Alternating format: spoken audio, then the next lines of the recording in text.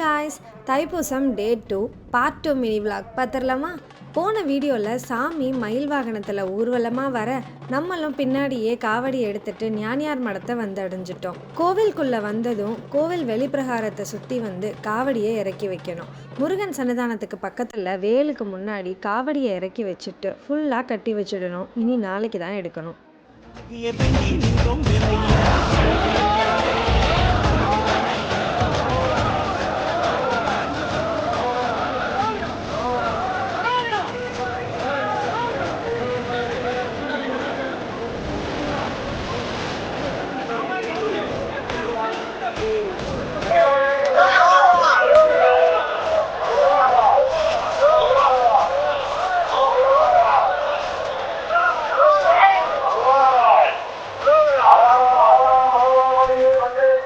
அடுத்தது சாதம் வடித்து வச்சு காய்கறி குழம்பெல்லாம் வச்சு சாமி கும்பிடுறதுக்கு பல்லையம் போட்டதும் சாமி உத்தரவு கொடுக்கும். ஒரு வருஷமும் ஒருத்தருக்கு தண்ணி பந்தல் வரும்.